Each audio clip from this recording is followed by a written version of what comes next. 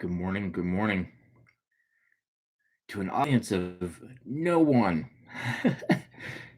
Anyway, I just wanted to get on and talk about a couple things that have crossed my mind about um, breaking into animation and video games.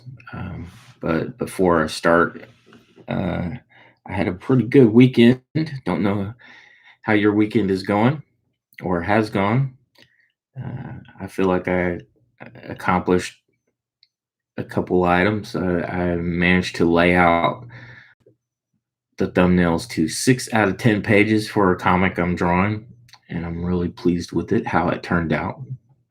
It just somehow it just flowed out of me, and I was able to get it out. And now all I have left to do is 2, 3 pages of a fight scene, action scene. So that was all pretty good. And I've got boxes now scattered everywhere in my studio because finally getting around to putting stuff that are in those boxes on the shelves in my office here because we moved into this house around November, sometime November, late November. And so, yeah, we're still kind of living out of boxes. Still have a lot to do. A lot of still have more artwork to hang up and put up. So I'm pretty pleased. And anyway, so yeah, talking about getting into comics, into video games and animation. Some tips I have. So if you're just starting out, I would. I know it's advice people don't like hearing. I didn't like hearing it when I was younger, but you have to draw every day and get a good folio together. And the best way to do that, other than drawing every day and having the best way to get a good folio, is to compare your work to the work of the projects that you admire most and try to match that because that's what those studios are looking for. If you're looking for jobs, you need to be able to match that quality. I actually have had a student who spent 4 years learning 3D modeling and sculpting, got a degree, and they were so proud to get the degree at this art school. And it looked like artwork, computer artwork from the 80s. I mean, it was that bad. I mean, it was, and I had to be blunt with them and say, listen, you spent all this time and this is as good as you got out of your classes. I mean, how much extra time on the weekends did you put in to learning your craft, and what little extra effort did you put in? And that person didn't do it. Like, I mean, unless you're motivated,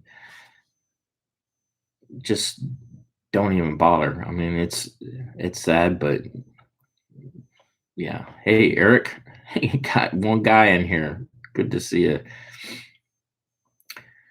And let's see. And another piece of advice is if your portfolio is pretty decent and you feel like you're ready to branch out and try to get jobs, well, you know, go check the job listings.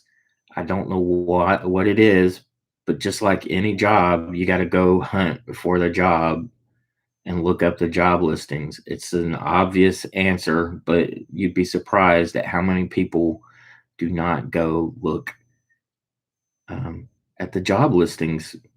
I mean, you got guys that are sitting around waiting to be discovered, and that just doesn't happen. Just because you put your portfolio online doesn't make uh, make you a target to hire. I mean, you've got to put in way more effort than just putting a folio online and being on Twitter and Instagram. People are not going to hire you that way.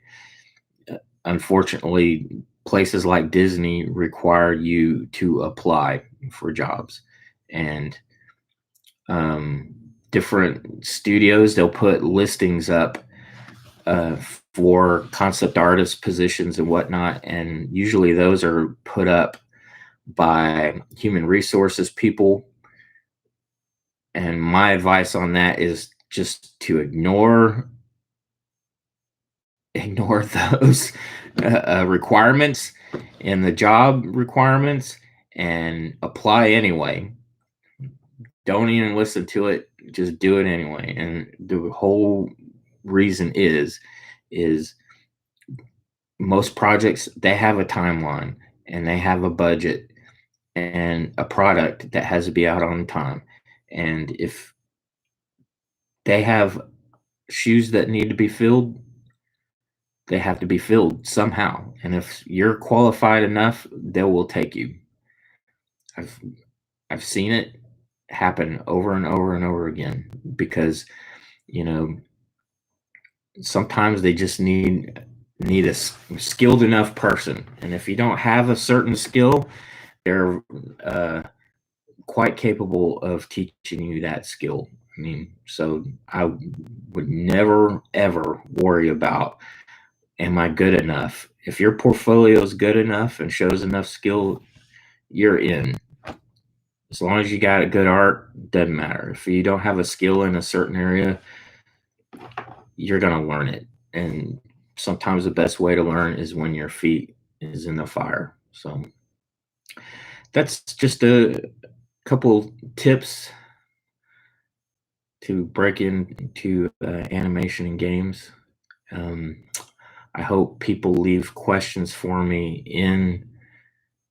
uh, in the video after this finish, and to give me some ideas of things to talk about and and in the future.